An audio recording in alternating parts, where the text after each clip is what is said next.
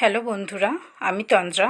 আজ আমি তোমাদের ক্লাস 3 এর বাংলা পাঠ্য বইয়ের পর্যটন কবিতাটির সমস্ত প্রশ্ন উত্তর নিয়ে আলোচনা করব। আচ্ছা, পর্যটন কবিতাটির একের দাগের প্রথম প্রশ্নটি কি? পর্যটন করেন যিনি, তাকে কি বলা হয়? আচ্ছা, উত্তর কি? যিনি পর্যটন করেন তাকে পর্যটক বলা হয়। দুই দাগের প্রশ্ন, ভ্রমণ শব্দটির অর্থ লেখো। উত্তর, ভ্রমণ শব্দটির অর্থ পর্যটন করা বা বেড়াতে যাওয়া। তিন দাগের প্রশ্ন, বাদকশান, মোমবাসা, সান্টাফে, শ্যামবাজার এই জায়গাগুলি কোথায়? উত্তর কি? বাদকশান উত্তর পূর্ব আফগানিস্তান ও দক্ষিণ পূর্ব তাজিকিস্তানের অংশ জুড়ে অবস্থিত। তারপর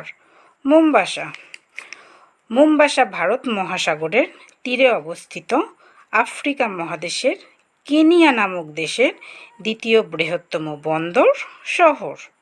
তারপর সান্টাফে মার্কিন যুক্তরাষ্ট্রের নিউ মেক্সিকো প্রদেশের রাজধানী শহর। তারপর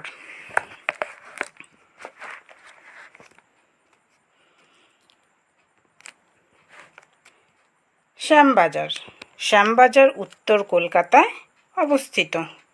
এরপর 4 দাগের প্রশ্ন, কেষ্ট, বিষ্টু, মহেশ্বর নামগুলি কবিতাটিতে কি অর্থে ব্যবহার হয়েছে? উত্তর, কেষ্ট, বিষ্টু, মহেশ্বর নামগুলি কবিতাটিতে পর্যটনকারী ব্যক্তি অর্থে ব্যবহার করা হয়েছে। এরপর 5 দাগের প্রশ্ন, কবিতায় লোকটির মনে বেড়ানোর শখ জাগলো কেন? উত্তর কি? কেষ্ট, বিষ্টু, মহেশ্বর লোকগুলিকে পর্যটনে অর্থাৎ বেড়াতে যেতে দেখে কবিতায় লোকটির মনে বেড়াতে যাওয়ার শখ জেগেছে। এরপর 6 দাগের প্রশ্ন, যারা পর্যটনে বেরিয়েছেন তাদের হাবভাব, সাজ পোশাক, চলাফেরা কিভাবে কবিতাতে ধরা পড়েছে? উত্তর কি? পর্যটন কবিতায় কেষ্টবাবু মাথায় মস্ত পাগড়ি এঁটে, দাড়ি গজিয়ে, গোঁফ ছেটে বাদকশানের উদ্দেশ্যে পাড়ি দেন। এরপর বিষ্টুবাবু সিংহের মতো লাফ দিয়ে কুলির মাথায় মালপত্র চাপিয়ে মোমবাসার উদ্দেশ্যে পাড়ি দেন। এরপর মহেশ দাস ভর দুপুরে ধুলা উড়িয়ে সান্টাফের উদ্দেশ্যে যান। এইভাবে কবিতায় যারা পর্যটনে বেরিয়েছেন তাদের হাবভাব, সাজ পোশাক, চলাফেরার মধ্যে পর্যটকীয় মনোভাব লক্ষ্য করা যায়।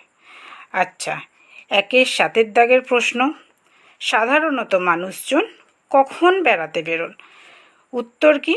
সাধারণত মানুষজনেরা শীতকালে, গরমের ছুটিতে ও পুজোর ছুটিতে বেড়াতে যান।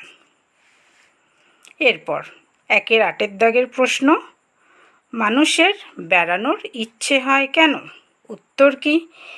একই স্থানে দীর্ঘদিন থাকার ফলে ও একই কাজ করার ফলে মানুষের মনে যে একঘেয়েমি তৈরি হয় তা দূর করার জন্য, অজানাকে জানার জন্য ও নিজের মানুষদের সাথে সময় কাটানোর জন্য মানুষের মনে বেড়ানোর ইচ্ছে হয়।